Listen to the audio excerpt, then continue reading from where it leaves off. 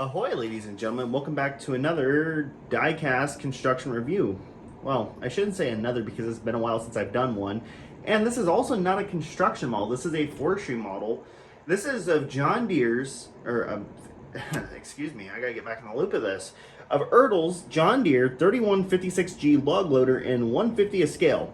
Now, if for those of you who don't know, this is the successor to the ultra popular 2954G that we got by Ertl well over 10-15 years ago, and this one came out a couple years ago.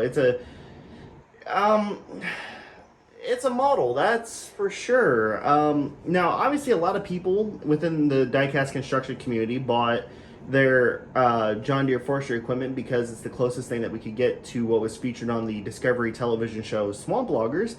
And that's a big portion of why I bought my original forestry collection. I had a couple of the skidders. I had the 959K Feller Buncher, which I regret selling because of how rare they are and how actually good of a model it looked. I prefer that version over the Zero Tail that we have now, the 859.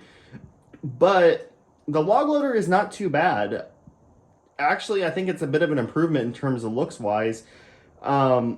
But yeah, so we already have issue number one with the fact that the cylinders really do not hold the boom up, and that's unfortunate. It is a heavy boom, though, I will give it that. But the functionality is pretty good. I mean, it does have a pretty good stretch. The problem is that the boom only goes that far down, but it does go up pretty high. As you can see, it can go almost vertical, but again, it doesn't want to stay straight. And actually, one of my cylinders is a little bit bent here, as you can see there. The live heel does function. It does go out that far, so in case for whatever reason it gets stuck in the mud, it can push itself off of a stump or whatever. It doesn't go as far back as I would reasonably want it, but it is what it is.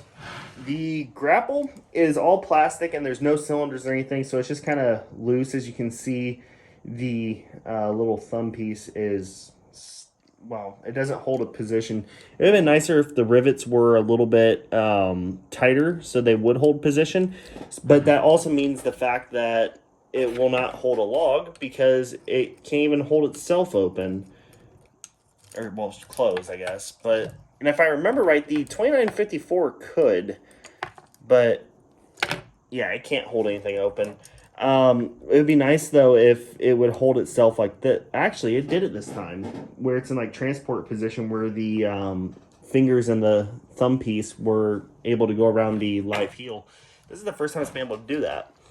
Now, on the bright side, though, you do have a inflow and outflow hydraulic hose running to it, as well as the hoses running up the boom.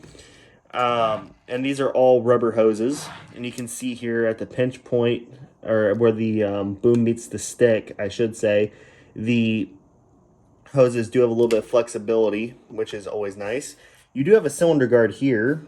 And again, we get these kind of unsightly, unpainted, overly large rivets.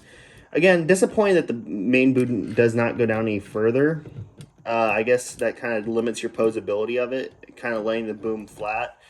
Going on to the cab, I mean, it's a basic cab. I mean, they really skipped out. I mean, you got a couple floor pedals. The joysticks amount to nothing more than a little bit of a plastic molded snub, and nub, and then you also got a screen right here.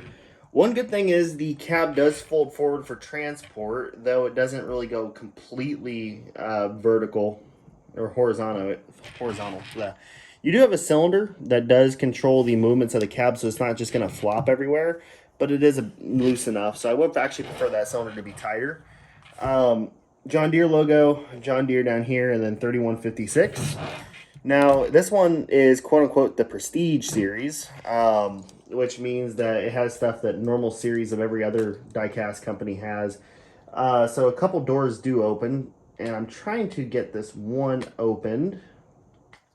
I don't know if I will be successful because it actually sits flush, believe it or not. It actually sits relatively flush with the main body panel there, but I'm going to try my hardest to get that panel open. There we go. And you can see the radiators there. The only downside is there is a little bit of an unsightly hinge. right here. Now it's not going to want to shut all the way, which is going to, there we go. So it does actually firmly snap into place. On the counterweight, you can see some nice little warning graphics there, and then also some reflectors on the back. The John Deere logo on the counterweight. And then you have your exhaust up here, plenty of anti-slip texturing up here, and then of course the engine covers, which do not open. We do have a little debris shield protecting the walkways up to the main work body. And then in here, you can see it actually does come down. And then you can see the side of your engine there with your turbo inlet hoses, and then also your hydraulic and diesel filters, and little battery box up here as well. And then up here we have some vents, there's some grills, and then we got 3156G, and then the John Deere logo. And as for the undercarriage, there's no rollers or anything. The sprocket has very little teeth on it, so there's not much traction on that end. The idler is just a basic round disc, and then the tracks themselves, of course, they're metal, and they're properly linked metal tracks. However, the carrier rollers, they extend up quite a ways here, so you can see the molding for the roller right there, and then it goes up to kind of carry the tracks because there is no tensioner on it. So basically that's how it keeps tension, is by just propping the tracks themselves up. The problem with that is it does get caught in the track rails, like in this little area here, it does get caught, and that can make rolling the tracks a little difficult. And another issue I've had with them is the paint application to the tracks, is a little on the thicker side. So some of the track links do tend to stick together, and they came out of the packaging like that. Now on this side, we do have some painted rivets going up the boom that's holding the two boom pieces together. However, it's,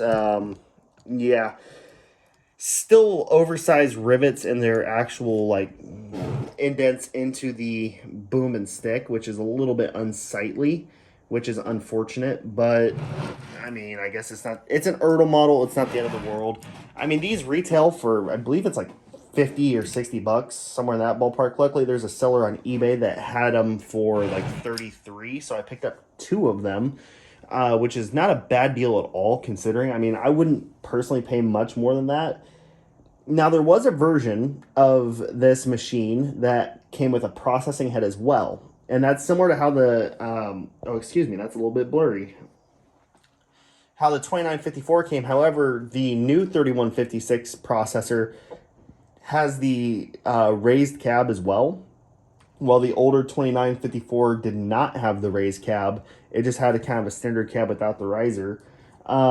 But the processing head one is one that I do want to get in the future, just to kind of add it to the collection. But I mean, overall on this model, it's a decent model if you can get it at a decent price. I wouldn't say, waste a ton of money on these, considering, I think Ertl saw the success of the 2954 and then just kind of overproduced these. The 2954 always will be a nostalgic favorite of mine, but I mean, this one here does have a little bit better in terms of just looks. It's aged a little bit better, but I don't know. Everyone's going to have their own opinions up between the two. But anyways, that's really it for the review. Out of 10 stars, I would give this one a 6 out of 10, because there is definitely some functionality issues with it, and then there's just some of the model engineering issues with it. So anyways, that's it for this review. So thanks for watching, guys, and as always, peace out.